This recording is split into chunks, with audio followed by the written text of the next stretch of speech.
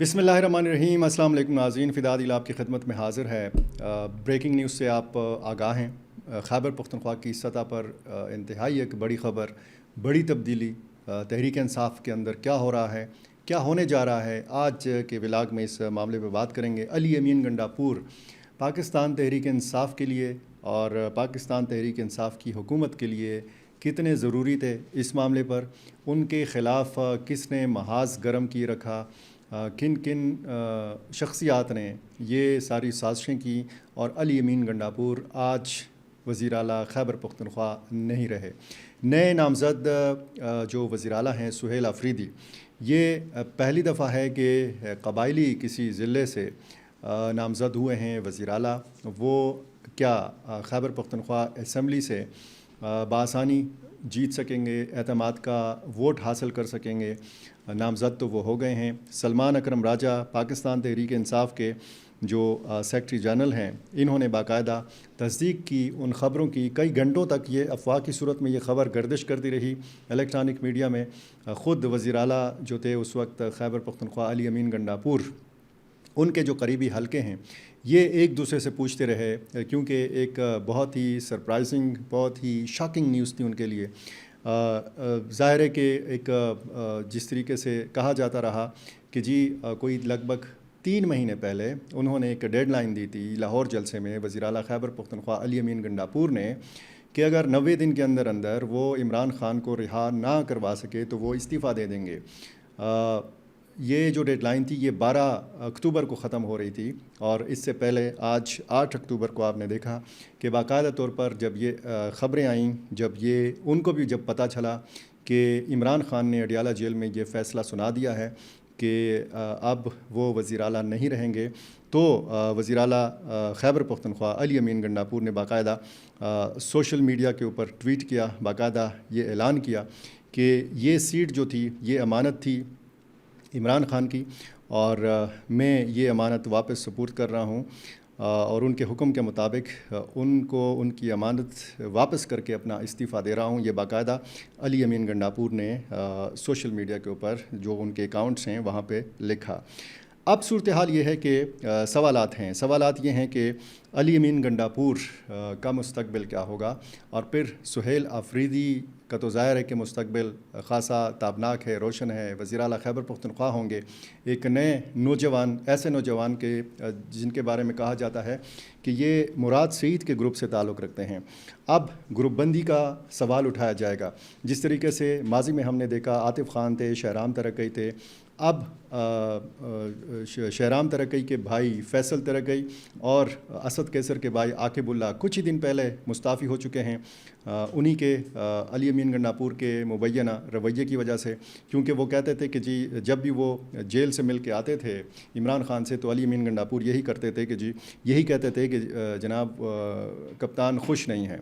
तो कहते हैं कि जी कप्तान को कैसे फिर खुश किया जाए, तो उन्होंने फिर इस्तीफ़ा दे दिया। अब ये इतलात सामने आ रही हैं कि वज़ीर आला की सीट के लिए, इस ओहदे के लिए 3 नामों पर गौर किया गया।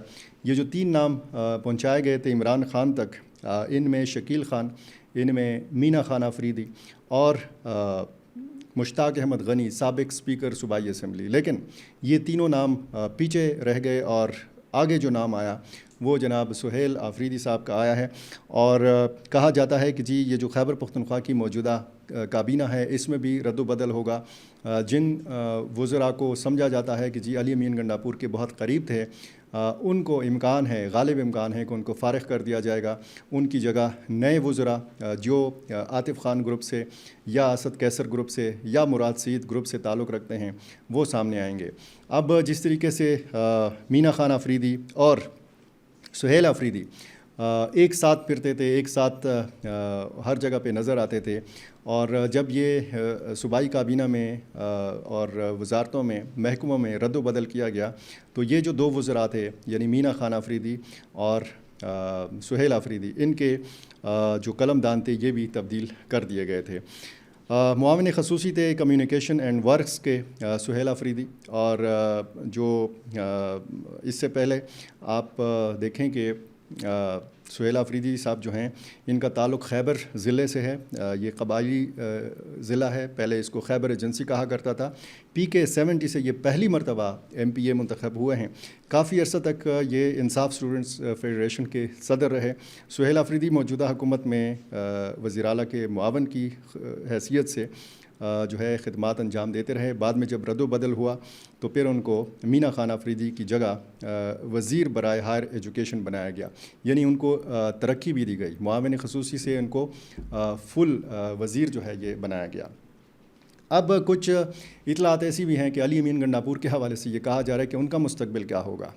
وہ کیا اپنی سیٹ سے بھی استعفیٰ دیں گے, صوبائی اسمبلی کی جو نشست ہے, کیا وہ سینئر وزیر کے طور پر کابینہ کا حصہ ہوں گے؟ کیونکہ ایک اطلاع یہ بھی گھوم رہی ہے, گردش کر رہی ہے کہ وزیر اعلیٰ ہوں گے سہیل آفریدی اور سینئر وزیر ہوں گے علی امین گنڈاپور. اس اطلاع میں کتنی صداقت ہے میں فی الحال اس حوالے سے کچھ نہیں کہہ سکتا, کیونکہ پاکستان ہے, پاکستان کی سیاست ہے اور پھر تحریک انصاف ہے, اس کے اندر کچھ بھی ہو سکتا ہے.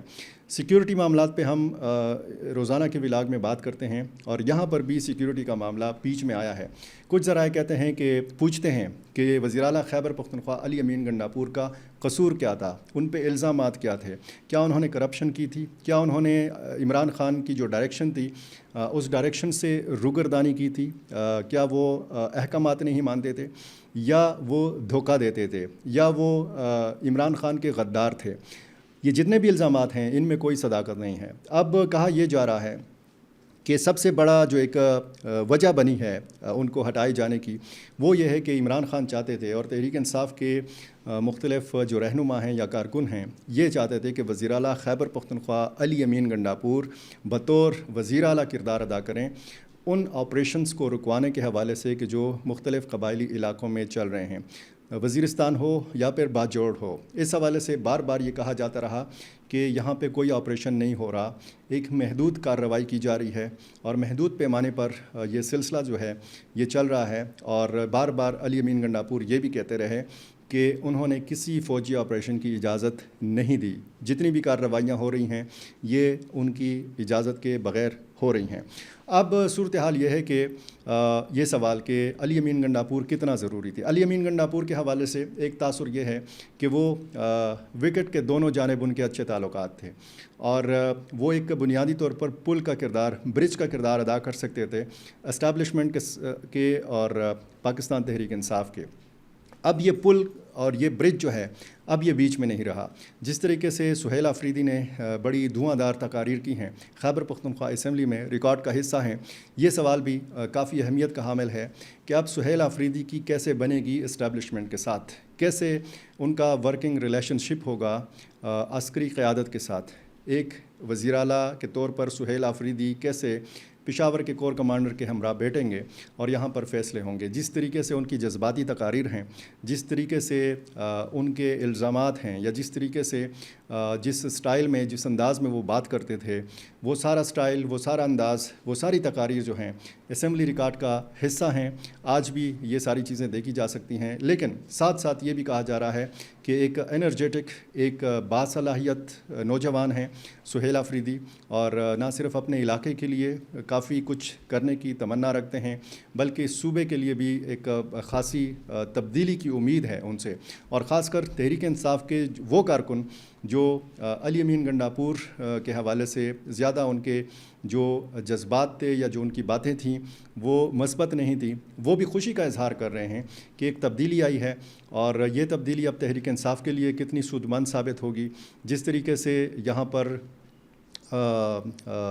مختلف شخصیات کو گرفتار کرنے کا سلسلہ چلتا رہا, ہم نے دیکھا کہ جو مختلف شخصیات ہیں, صنم جاوید کو پچھلے ہی دنوں رات کو یہاں سے خیبر پختونخوا کے دارالحکومت پشاور سے اس جگہ سے گرفتار کیا گیا کہ جہاں سے چند کلومیٹر کے فاصلے پر وزیر اعلیٰ ہاؤس ہے. یعنی اس صوبے کے چیف ایگزیکٹو, تحریک انصاف کے چیف ایگزیکٹو, اور چند کلومیٹر کے فاصلے پر صنم جاوید کا گرفتار ہونا, یہ بھی ایک کافی اس حوالے سے بھی سوال اٹھائے جاتے رہے. سہیل آفریدی کا نام کس نے نامزد کیا ہے, اس حوالے سے بھی کہا جا رہا ہے. اور یہ بھی کہا جا رہا ہے کہ جی ایک بڑی غلطی جو کی علی امین گنڈاپور نے وہ اٹیک تھا علیمہ خان کے اوپر، عمران خان کی ہمشیرہ کے اوپر، جس طریقے سے انہوں نے باتیں کی، کھل کے باتیں کی، اور انہوں نے کہا کہ جی وہ گروپ بندی کر رہی ہیں، وہ پارٹی معاملات میں مداخلت کر رہی ہیں. یہ بھی کچھ مبصرین کہتے ہیں کہ یہ ان کے لیے ایک کاری ضرب جو ہے یہ غلطی ثابت ہوئی ہے. کہا جاتا ہے کہ اس میں بشرا بی بی کا بھی کردار ہے. بشرا بی بی کا کردار اس حوالے سے بتایا جاتا ہے کہ جناب سہیل آفریدی کا نام جو ہے بشرا بی بی نے نامزد کیا ہے. کتنی صداقتیں ہیں، کتنے حقائق ہیں، کتنی افواہیں ہیں.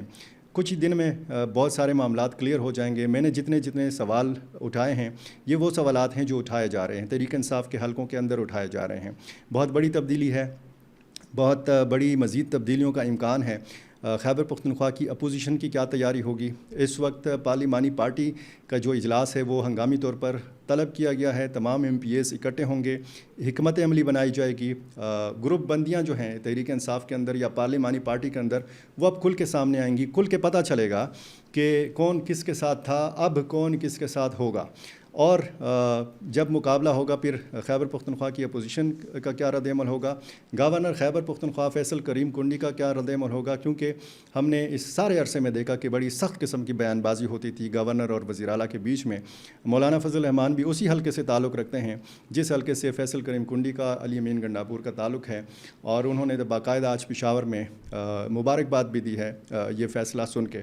علی امین گنڈاپور کے بارے میں کہا جا رہا ہے، جب یہ ویڈیو ریکارڈ کروائی جا رہی ہے تو وہ اسلام آباد میں تھے. ان کے بارے میں بتایا جاتا ہے وہ پشاور پہنچنے والے ہیں. کیا ان کا میڈیا کے ساتھ سامنا ہوگا؟ کیا وہ بہت سارے سوالوں کا جواب دیں گے؟ کیا وہ بہت ساری وضاحتیں دیں گے؟ بہت سارے سوالات ہیں جو ہم آنے والے کچھ گھنٹوں کے لیے چھوڑ دیتے ہیں. تب تک کے لیے اجازت دیجیے. میرا چینل آپ نے ابھی تک سبسکرائب نہیں کیا، یہ کر لیجیے. مجھے اپنی رائے سے ضرور نوازا کیجیے. بہت شکریہ.